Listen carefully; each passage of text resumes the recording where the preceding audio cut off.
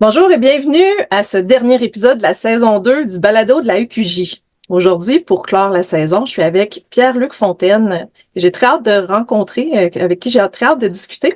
On va parler de toutes sortes de choses. On a vraiment plusieurs sujets là en cours, puis on va laisser la discussion aller comme ça. Puis je vous remercie d'avoir été à l'écoute de cette saison.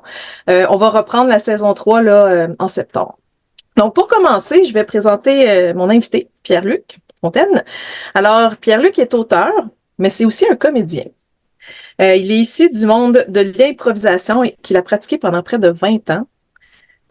Sa passion pour cet art l'a amené aux quatre coins de la France, de la Suisse et de la Belgique. À la télévision, il a interprété plusieurs rôles, dont Patrick Tessier dans la série Une affaire criminelle, le docteur Prince, je crois, c'est Prince qu'on dit? J'ai pas écouté.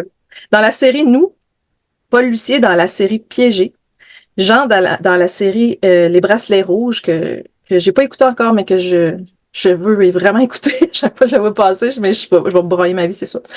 Ouais. Achille Morin dans Les Pays d'en haut, ouais, c'est sûr. C'est sûr, c'est un sujet qui me touche beaucoup. Donc, Achille Morin aussi dans Les Pays d'en haut. Et bien d'autres encore. En 2021, il a publié le premier tome d'une série de romans jeunesse dans l'Ouest. J'ai super hâte qu'on en parle. Et au printemps 2022, son roman Les pendules à l'heure a été publié. Finalement, depuis 2012, il parcourt le Québec afin d'aller à la rencontre des jeunes dans les différentes écoles secondaires et il leur présente une conférence qui s'appelle « Sois l'acteur principal de ta vie ». Alors, Pierre-Luc Fontaine, bonjour. Salut. Alors, on va commencer par, je sais pas, j'hésite à parler de ta conférence en premier ou de ton livre, mais je pense qu'on va commencer par présenter ton livre. Normalement, c'est comme ça que je fonctionne. Fait que, si tu peux nous parler dans l'Ouest, là, qui a l'air d'un livre vraiment super intéressant. Oui, vraiment. Oui, hein? Oui, je le trouve intéressant. Non, mais c'est vrai, c'est le genre de livre qu'on dirait que j'aurais eu envie de lire, que j'aurais aimé lire, okay. Je pense, quand j'étais jeune. Puis aussi que j'aurais aimé enseigner, parce que j'ai été enseignant à mon secondaire pendant une dizaine d'années. Ah oui, OK. Puis on dirait que c'est un livre que j'aurais eu envie de regarder avec les élèves. Puis c'est un peu dans cette optique-là que je l'ai écrit. OK. Puis ça aborde en même temps aussi beaucoup l'histoire. Parce que, pour résumer peut-être aussi le sujet de ce roman-là, dans l'Ouest, donc c'est l'histoire de Loïc, qui a 14 ans, et de sa famille. Il y a une sœur plus vieille que 16 ans, puis ses deux parents également. Au début du roman, le grand-père paternel décède, et il lègue à sa famille assez peu de choses, c'est-à-dire une boîte remplie de cossins, un vieux pendentif, une carte routière jaunie, et son vieux Westphalia 1975. Et papy, avant de mourir, il fait une vidéo qu'il laisse à sa famille, puis il leur dit une dernière volonté. En fait, il leur demande de partir tous les 4 en Westphalia pendant 1 mois à travers le pays. Okay. Évidemment, la famille avait d'autres plans. Il n'y a pas personne qui est content de ce projet-là, mais bon, tu contredis pas ton grand-père qui vient de mourir. Là. Tu fais, bon, OK, on va le faire.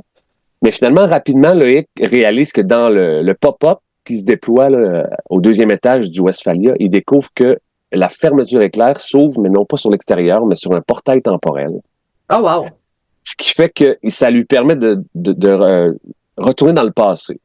Et donc, plus l'ouverture est grande, plus il recule loin dans le passé en fonction de l'endroit où il se trouve. Ah, c'est le fun. Fait qu'il y a quand même un pouvoir. Il peut quand même choisir où il veut aller. Exactement. Mais finalement, il comprend donc que son grand-père, s'il avait laissé avec la carte, non pas une espèce de chasse au trésor à travers le pays, pas seulement, mais aussi à travers l'époque. Donc, il y a différents personnages que son grand-père avait envie que lui et éventuellement sa famille rencontrent. C'est un peu la quête qu'on suit à travers les 3 tomes de la série dans l'Ouest. OK. Fait que c'est pas seulement Loïc qui voyage, c'est la famille au complet qui va dans c'est ça. Là, je fais du divulgachar, mais éventuellement, tous les membres de la famille vont finir par traverser le portail. Ouais. OK. Puis, en même temps, il visite le pays, donc j'imagine qu'il y a des choses qui se passent pendant le voyage. Oui, exactement. C'est une famille de combien de membres? Parce qu'à Westphalia, c'est pas si gros que ça. Oui, non, c'est ça. C'est ça aussi, ça doit venir son lot de problèmes. Oui, c'est ça, son lot de tension, mais je pense qu'au final, ils sont quand même contents d'avoir fait ce voyage. Oui, ça permet de se découvrir, puis tout ça. Puis dans le fond, la série est complétée en 3 tomes. Oui, c'est vraiment une trilogie. Ouais. Est-ce que ça se termine sur des à suivre ou s'il y a une finale à chaque tome?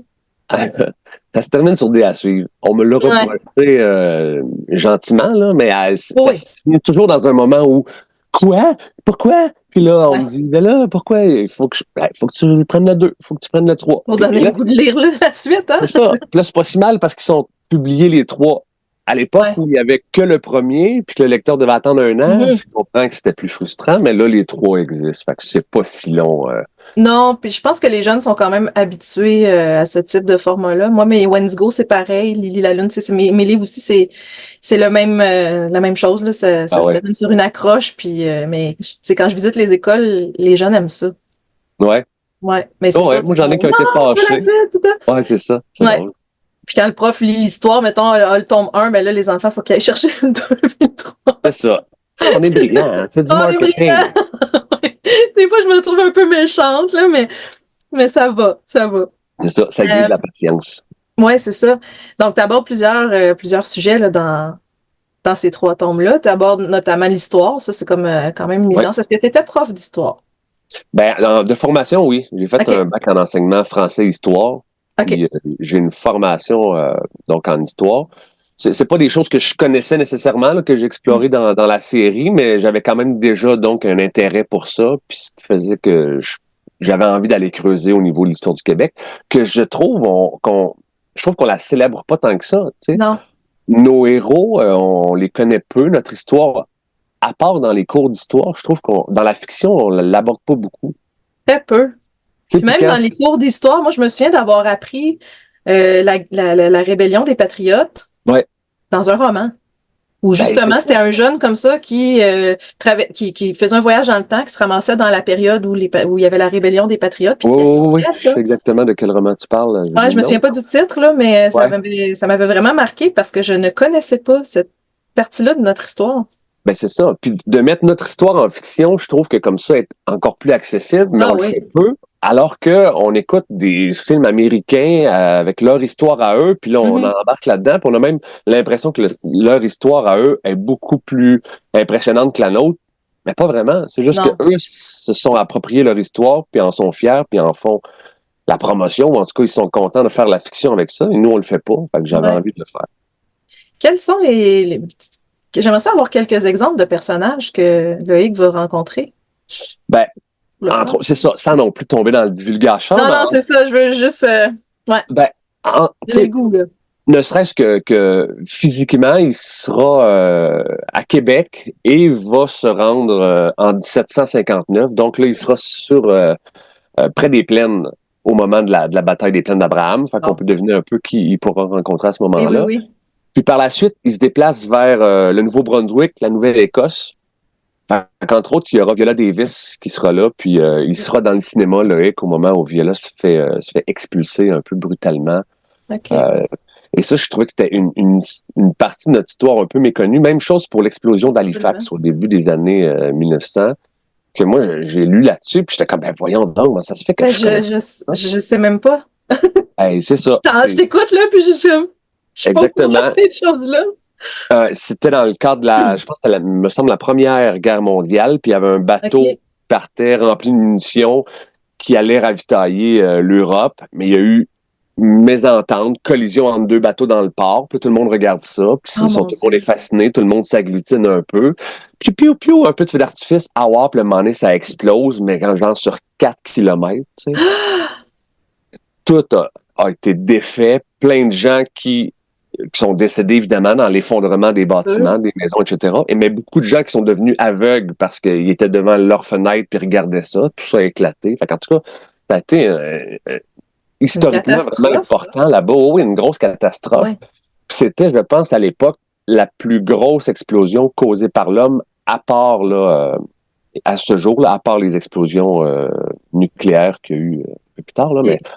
Ouais, fait ouais, que c'est mais ça. c'était plus tard, de toute façon. C'est ça. Et donc, c'est des choses qu'on connaît pas. Puis moi, je trouve ça hyper intéressant de se plonger là-dedans, puis de se réapproprier son histoire, finalement. Tu sais. Ben oui, je trouve ça vraiment. En tout cas, moi, ça me donne encore plus le goût. J'avais Ça déjà le donne goût de le envie de lire, le mais lire, ça me hein? donne Ouais, encore c'est plus ça. le goût de le lire. Ben déjà, j'apprends, tu sais. Ouais. Puis, ouais, c'est vrai que c'est vrai qu'on connaît peu notre histoire. Puis, tu sais, j'ai un garçon en 5e année, puis il me pose Ouais. beaucoup de questions. Puis, tu sais, là, tu sais, puis là, en ce moment, eux, ils étudient, mais la période iroquoienne. Ouais. Bon, là, tu sais, fait Ouais. qu'il Ouais. mais il pose beaucoup de questions. Je ne sais pas. Google. Ouais. C'est ça qui est intéressant aussi, je trouve, avec la série dans l'Ouest, c'est qu'il y a beaucoup de moments où les gens, puis même les adultes qui l'ont lu, se retrouvent en espèce de situation de « Ah, je savais pas ça », puis ça amène des discussions avec le jeune, justement, puis ses parents, puis des fois même le parent fait comme « Ah, je savais pas », regarde, puis là, il s'intéresse à ça, s'intéresse à notre histoire, fait que ça aura au moins eu ça de positif, j'ai l'impression. Ben oui, c'est ça. Puis tu disais en intro que c'est le genre de livre avec lequel tu aurais aimé enseigner l'histoire Ouais, et le français en réalité. ouais. Les deux, c'est possible. Là. Exactement. Et le français, ne serait-ce qu'avec juste les titres de chapitres, je me suis beaucoup amusé avec les titres de OK. chapitres, puis à trouver des jeux de mots, des doubles sens. Fait que je pense que j'aurais fait un cours seulement juste sur le nom des chapitres. Fait que c'est le genre de Ben, il y a choses que je me possibilité suis... de faire des animations avec culture à l'école. Ça Ouais, t'intéresserait sûrement. aussi, ouais. Mm. Ouais, c'est vrai. Ouais, c'est ça. Ben, avant de parler de ton animation, ta conférence, je veux dire, Sois l'acteur de ta vie, c'est ça, je voyais qu'il y avait des thèmes qui t'intéressaient, là, selon ta grille. Puis là, le deuil, notamment. Fait que Mhm. dans ce livre-là aussi, ben, dans le fond, tu abordes le deuil du grand-père. Ouais, c'est Puis, ça, avec exactement. toute la famille ensemble dans un Westphalia, je veux dire, ça, chaque personne, est-ce que le deuil était abordé, premièrement? Tu sais, je veux pas m'avancer, là. Oui, ben, le deuil est abordé, mais un peu en filigrane, parce que OK. finalement, c'est le grand-père, il décède donc dès le prologue, c'est un peu ça. Puis là, c'est surtout Loïc qui est un peu qui est affligé par ça. Le père, évidemment, quand même, Martin, parce que lui, c'est son père à lui. C'est ça. Fait que ça remet beaucoup de choses en perspective de sa relation à Martin avec son père à lui et de Loïc avec son père et avec son grand-père de qui il était très proche. Fait que c'est sûr que ça vient teinter un peu toute l'histoire. Mais et le deuil nous ramène aussi à cette notion-là de racine. C'est pas pour rien que la Mhm. famille de Loïc s'appelle la famille Racine. Puis, Ah oui, OK, c'est son nom de famille. oui, exactement, c'est son nom de famille. Puis je trouvais donc que ce lien-là avec le grand-parent est intéressant et plus largement donc le lien avec nos racines à tout le monde, Mhm. à nous comme peuple, ben, c'est intéressant d'aller piger dans ces racines-là communes qu'on a donc dans l'histoire. Fait que c'est comme si ce deuil-là était à plusieurs niveaux. Puis c'est étonnamment, le deuil paternel est assez récurrent, à ce à date dans les livres que j'ai écrits, parce que dans mon roman adulte, Les pendules à l'heure, il est question de ça aussi. OK. Puis c'était même avant que moi je perde mon père l'année passée. Fait qu'on dirait que quand c'est arrivé, OK. j'ai vu ma série comme d'un autre œil. On dirait qu'il y avait des choses presque prémonitoires, tu sais, dans finalement OK, tu l'avais quand même bien compris ce que ça allait faire, là. Ouais, c'est ça. On dirait que je l'avais anticipé, je sais pas trop. Puis finalement, c'est un peu étonnant à quel point la réalité aussi rejoint la fiction. Tu sais. Mhm. Ouais, parce que quand on n'a pas vécu les choses, ça aurait pu être. Tu sais, des fois, on s'imagine Ouais, comment on va le vivre. Tu sais, moi, c'est ça. Je sais que j'ai vécu un deuil, puis je l'avais anticipé aussi parce que ma sœur était malade. Je l'avais anticipé, mais je l'ai pas vécu du tout, du tout, du tout, du tout ouais, comme je pensais. ouais, c'est ça. Hein. C'est ça, fait que ça aurait pu être l'inverse. Mais en même temps, je pense que les sentiments, ouais, il y a des choses qui sont là, qui restent là. Ouais, ouais, exactement. Ouais. Hum. Euh, un autre des sujets qui t'intéressait, c'était l'échec. Ça, je pense que c'est plus dans ta conférence ou bien si Loïc qui fait face aussi à l'échec. Ben, c'est un des thèmes un des thèmes qui sont apportés par les différents personnages que Loïc rencontre. Tu sais, OK. moi, j'ai fait attention que chaque personnage que le grand-père décide de mettre sur le chemin de Loïc, ben, apporte quelque chose de différent, puis il avait envie qu'il retienne de tel personnage telle chose, de telle autre chose. Puis, et un des personnages, justement, amène un peu cette idée-là de l'échec, puis que l'échec, c'est pas une fin en soi. Puis c'est beaucoup quelque chose que j'aborde quand je rencontre des élèves, que ce soit en atelier ou en conférence, comme tu le mentionnais avec sur Ouais. l'acteur principal de ta vie, parce que je trouve on valorise pas assez l'échec de nos jours. Tu sais, je trouve que c'est comme si c'était pas une option, puis après ça, c'est pas qu'il faut viser l'échec, c'est pas ça le but, Non, non, évidemment. non, non, ben non, c'est de l'accepter, en fait. C'est pas Ben de. c'est ça. En fait, c'est de comprendre que ça fait partie C'est ça. du processus d'apprentissage, ou ça fait partie du processus créatif. Puis quand on n'expose pas nos propres échecs, ben on dirait on fait table rase de ça, puis on donne cette impression-là aux jeunes que ben nous, on n'a pas échoué. Ben c'est pas vrai, tu Ouais. sais. Puis moi, c'est ce que j'essaie un peu d'entrée de jeu de dire aux jeunes quand je les rencontre avec mes ateliers. Je leur parle du fait que mon projet de roman, à la base, c'est un projet de série télé. Tu sais. OK. Puis finalement, j'avais un producteur, puis on est allé rencontrer, puis j'ai travaillé là-dessus bénévolement, parce que c'est comme ça que ça fonctionne. Tant que tu n'as pas un diffuseur qui injecte de l'argent, ben, tu n'es pas payé pour ton projet d'écriture. Puis finalement, j'ai été refusé systématiquement partout. Ben, c'est que je pourrais arriver et rencontrer ces jeunes-là puis dire voici comment c'est merveilleux, j'ai écrit des livres, je suis donc bien Ben oui. bon. Mais la réalité, c'est que c'est venu après des échecs, puis un autre échec, puis un autre échec, puis à un moment donné, j'ai remis ça en question, j'ai dit qu'est-ce que je fais, est-ce que je continue, puis j'ai mis ça de côté, puis à un moment donné, j'ai fait ben je pense que je vais écrire des romans, tu sais. Finalement, c'est devenu ça. Ben, ces échecs-là, s'ils n'avaient pas été là, ces romans-là auraient jamais Il existé. n'existerait pas. Puis c'est comme si plus jeune, on le sait, que l'échec fait partie du processus. C'est un enfant qui tombe quand il apprend à marcher. Tout Ben le oui. monde le sait que c'est normal qu'il tombe. Mais c'est comme si plus tard, on dirait qu'on n'accepte pas que ça fasse partie du processus, Ben alors oui. que c'est nécessaire. Tu sais. Ben oui, on est débutant dans d'autres choses là, quand on arrive à l'âge adulte. Tu sais. Ben c'est ça. C'est Puis, normal d'essuyer des refus. C'est normal des fois de devoir retravailler son texte. Là, tu sais. exactement, c'est ça. C'est Je me souviens de nécessaire. la réaction que j'ai eue quand j'ai reçu mon premier manuscrit, beurré. Tu sais. Puis là, de m'a dit oh mon Dieu, je suis la pire auteure du monde. Ben, c'est ça. Puis on se remet en question. Puis Oh pourquoi je oui. suis donc bien pas bon? Puis non, c'est comme ça. C'est pas vrai que tout le Ouais. monde est bon d'un premier coup. C'est pas vrai que les auteurs s'assoient puis tout à coup, l'inspiration divine tombe puis avec une chorale d'anges puis oh! Puis là, Ouais. tout est bon de la première fois. C'est pas vrai, ça. Tu sais. Fait qu'il Non. faut le répéter à ces jeunes-là qui, eux aussi, se retrouvent avec ce genre de situation-là. Puis d'autant plus, je trouve que les réseaux sociaux viennent glorifier une espèce de réalité, puis ça donne l'impression que la vie de tout le monde est donc bien hot, est donc bien plus belle que la nôtre, parce qu'on Ouais. met toutes nos réussites sur nos réseaux. Mais là, on occulte tout le côté de l'échec, qui pourtant est vraiment présent, mais on le Ouais. met pas. Fait qu'on a l'impression que notre vie est un peu de la merde, mais non, ça, c'est Non, normal. c'est ça. Ce que je dis souvent, ben, ce que je dis souvent, je l'ai entendu de quelqu'un d'autre, mais je me rappelle plus de qui ça vient, là. C'est, sur les réseaux sociaux, c'est l'avant-scène. Oui, C'est c'est le ça. spectacle. Tu sais, c'est ce qui a été répété, travaillé, puis tout ça, mais toute l'arrière-scène n'est pas là, là. Tout le Exactement, c'est ça. travail qui est venu avec, toutes les difficultés, les moments de découragement.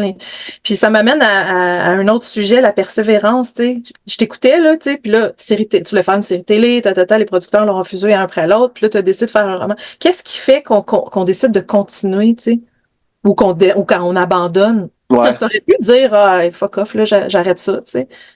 Mais finalement, t'en as Ben, fait des romans.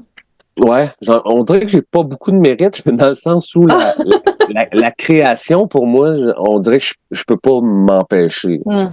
Dans le sens où, tu sais, j'enseignais au secondaire pendant une dizaine d'années, puis à un moment, j'ai senti que ça me restreignait dans ma création. Puis là, il a fallu que je fasse un choix. Je suis arrivé à une croisée des chemins, puis j'ai choisi. C'est comme plus fort que moi, j'ai pas le choix d'aller vers quelque chose de créatif. Fait que j'ai comme cette pulsion-là que si je l'écoute pas, je suis pas bien, je suis malheureux, je deviens déprimé. Fait que j'ai comme pas le choix d'écouter ça puis de persévérer.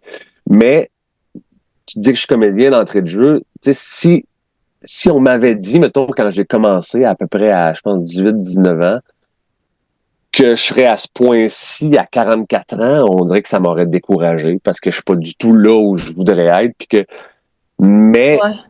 à chaque année, ben, je continue parce que c'est plus fort que moi. Cette pulsion-là de création est là. Et l'écriture est venue, par exemple, combler quelque chose dans Ok. la créativité que j'avais besoin. Probablement aussi parce que j'avais arrêté l'improvisation, puis il y a comme eu un Hum. vide. Là, tu sais. Puis on dit que la vie a horreur du vide. Fait que là, ça s'est Ben oui. remplacé En tout cas, par moi, j'ai autre horreur chose. du vide. Ouais. Aussi, les gens aussi, des fois, ont horreur Ouais, du vide. ouais. Fait que l'écriture est venue comme après l'improvisation, finalement. Ou c'est... Oui, exactement, parce que je ne savais pas du tout, moi, que j'allais écrire ou que j'avais ce qu'il fallait pour écrire. Je n'étais pas, on dirait, destiné à ça, pantoute, OK. tu sais. Mais c'est ça, l'improvisation devait combler, j'imagine, ce besoin-là de raconter des histoires. Puis quand j'ai arrêté, parce que je sentais que j'avais fait le tour un peu de la formule, puis là, à un moment donné, j'ai fait, oh, tiens, hey, peut-être que je pourrais écrire pour la télé. Puis je me suis mis à m'intéresser à ça, OK. à suivre des ateliers de scénarisation, à lire beaucoup là-dessus. Finalement, j'ai pas encore écrit concrètement, j'ai pas encore de projet Pas qui pour la s'est télé, rendu ouais. encore au petit écran. Je continue de persévérer puis de l'espérer qu'éventuellement Ben ça oui. arrivera. Ben oui, puis je suis d'accord avec toi. Moi aussi, c'est plus fort que moi, l'écriture. C'est pas, c'est, tu sais, ça serait comme de me dire arrête de respirer, Amélie, là. C'est ça, exactement. C'est comme Arrête. pas un choix, tu sais. C'est ça. Ça va avec. Tu sais, depuis que j'ai 10 ans, j'écris dans des journaux intimes. Après ça, je me suis mis à écrire des romans puis à vouloir partager mes écrits, là, mais Non, ouais, c'est ça. Il y a quelque chose de... Après ça, je dis que c'est comme si on n'avait pas de mérite. On en a quand même ben parce qu'on oui. décide de le faire, puis ça demande du travail, mais c'est vrai. Ben oui, parce qu'on pourrait garder ça pour soi aussi. On n'est pas obligé de le publier. On n'est pas obligé de. Non, non, Mais ça aussi, exactement. il y a comme un besoin qui vient, là, je sais pas pour toi, là, mais de le partager, puis là, c'est sûr que tu as le même besoin que moi, c'est sûr, avec ta conférence, là, de faire euh, que les gens, voyons, de faire bénéficier les gens des choses qu'on apprend, tu sais. Ouais, Justement, là, les thématiques, moi, c'est l'estime personnelle que j'aime particulièrement, puis moi aussi, j'aborde le deuil parce que je l'ai vécu. Tu sais, j'ai envie j'écris pour les jeunes dans le but de leur faire accepter des choses, de les faire se sentir moins seuls dans leurs émotions et tout ça. Là. Fait que, il ouais, y a comme un objectif derrière, puis j'ai l'impression que c'est ton cas aussi, là, en tout cas avec la ouais, conférence, au moins. Puis même avec ton roman là, dans l'Ouest, là, tes romans. ouais, exactement. Ben, je trouve que l'adolescence, c'est une période qui est vraiment magnifique, mais qui est vraiment difficile. Ouais. Puis, on dirait qu'on est souvent, on malmène un peu nos ados parce qu'on va dire que, ils sont ci, ils sont ça. Puis la génération que vieillit va toujours un peu taper ses ados, son don Tellement. lâche, son don, tu sais. Puis, mais moi, je trouve qu'ils sont magnifiques, tu sais. Je trouve Tellement. vraiment, je les trouve vraiment hot. Ouais. Mais il y a plein de choses qu'on leur dit pas, on dirait, parce qu'on se dit, c'est des jeunes, ou je sais pas, tu sais, ou moi, entre autres, dans ma conférence, j'aborde le sujet de la peur. Tu sais.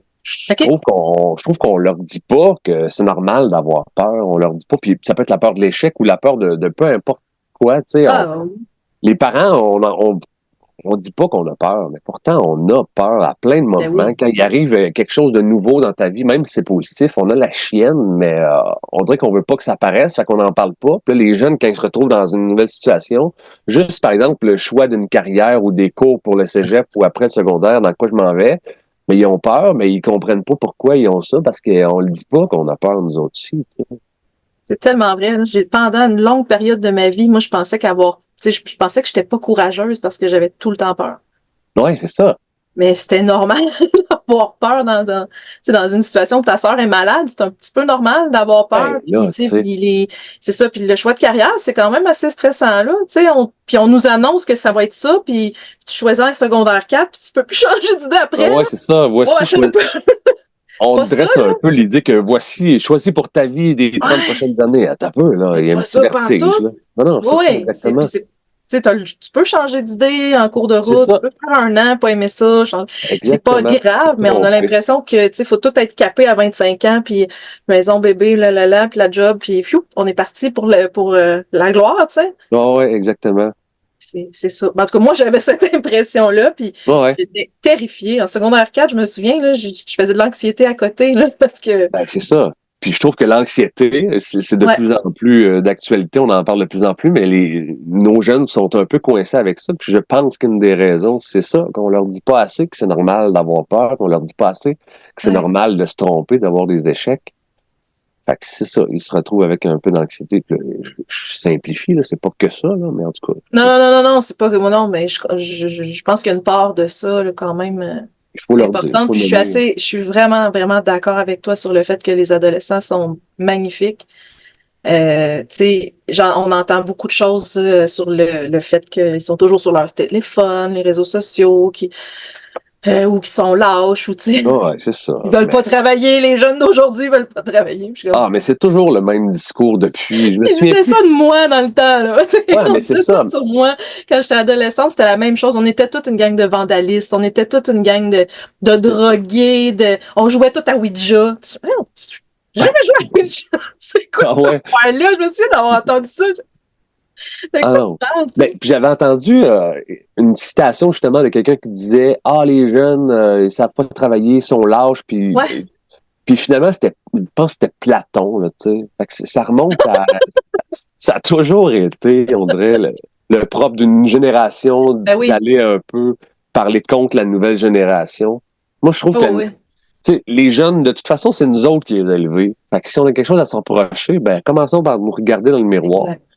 Puis après ça, ben, aidons-les justement à prendre leur place. Puis c'est normal qu'ils viennent nous bousculer. C'est ça leur job Ouais. d'adolescent, tu sais, de venir comme shaker le cadre, puis de venir bousculer les affaires pour qu'on essaie d'avancer un peu comme société. Parce que c'est pas ceux qui sont comme installés dans leur vie puis qui ont leur petit confort qui vont vouloir changer les choses, tu sais. Ben non.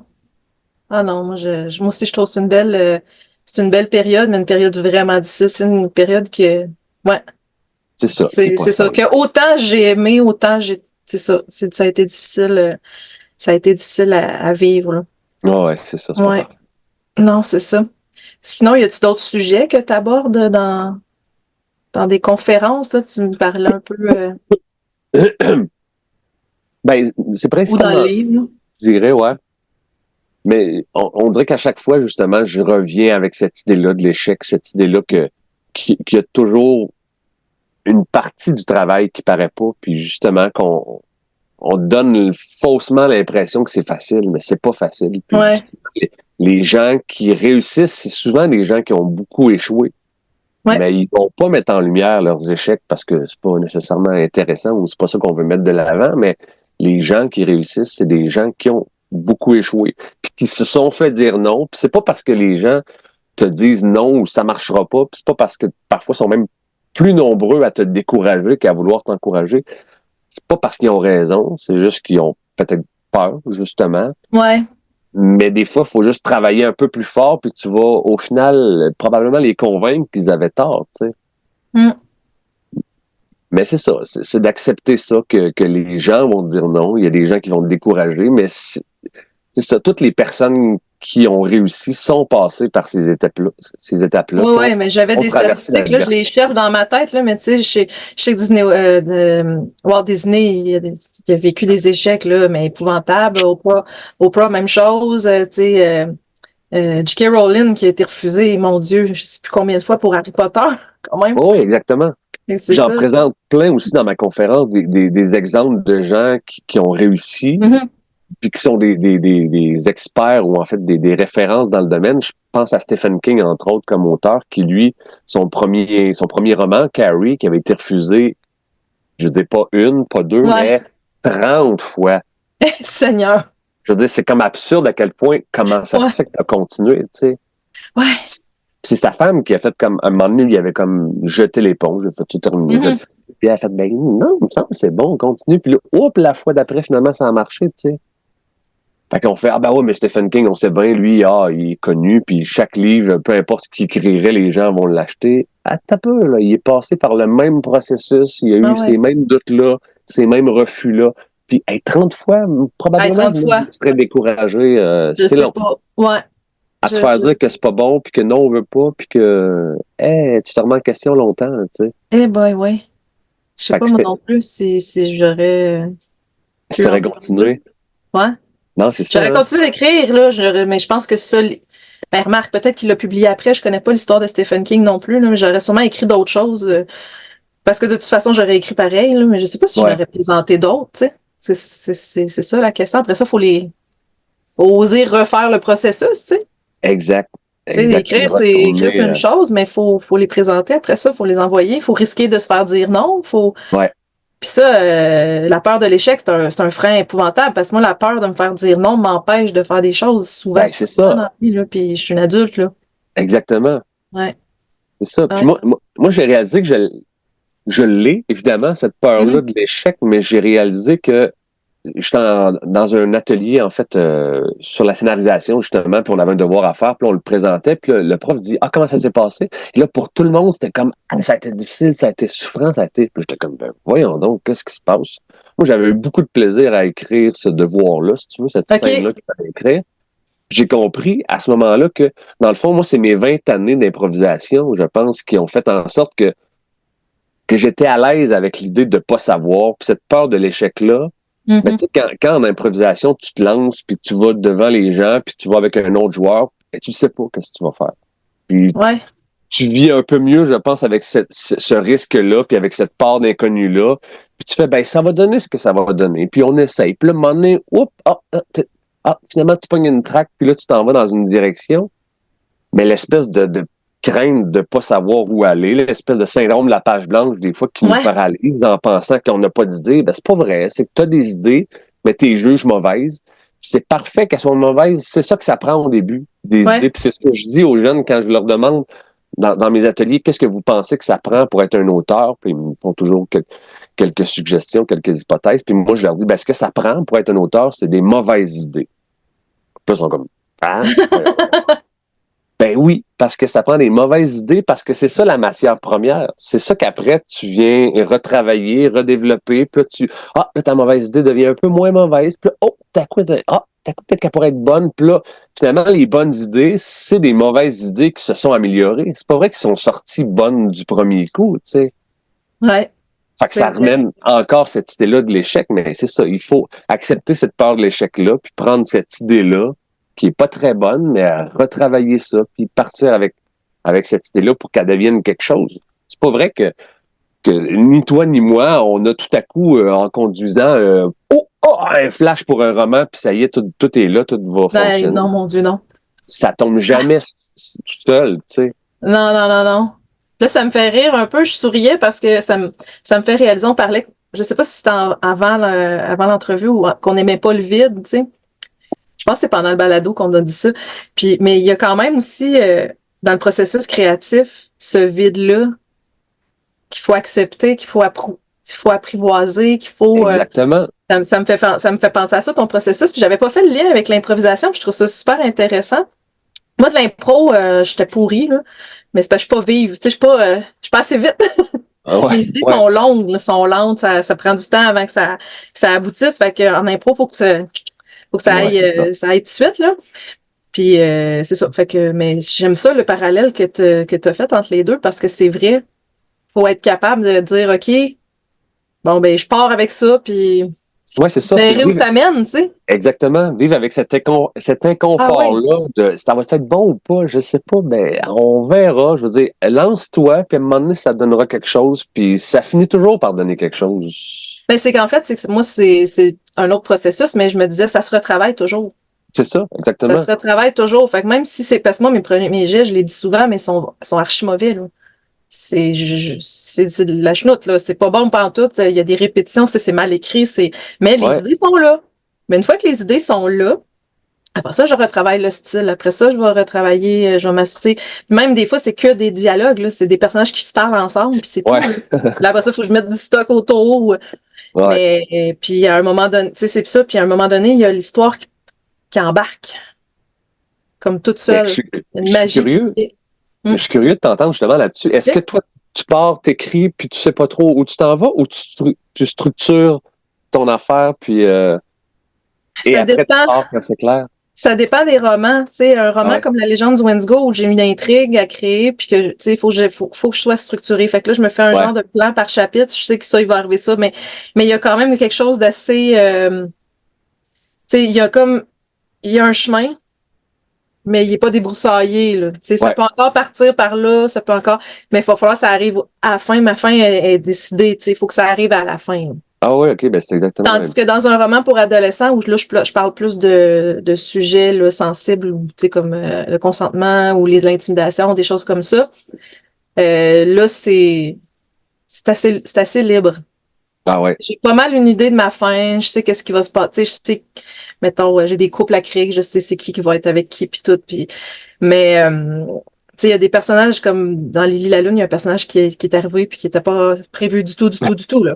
Ah ouais, c'est vrai. Il devait faire réagir Lily dans un party. C'est le cousin de son chum. Puis il devait la faire réagir. Il la fait réagir. Puis après ça, elle rentre à l'école. Il est là. Mais il est pas supposé d'être là. Mais là, il a comme changé d'école puis tout. Et là, il est resté. Puis il est tellement resté qu'il a eu son livre à lui. Puis, en tout cas, tu comprends? Ouais. Oui, il a pris de la place, tu sais. Mais il était pas prévu du tout, là. Mais vraiment pas, là. C'est drôle comment on dirait que des fois, il y a une espèce de part de la création qui nous échappe.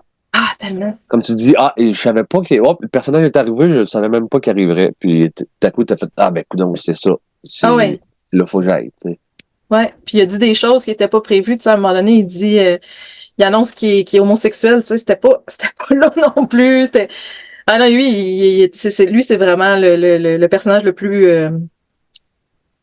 j'allais Boîte dire à étrange, mais surprise. c'est pas étrange, mais tu sais, c'est pas, mais c'est ça, il est sorti de nulle part, il est arrivé, il a pris toute la place.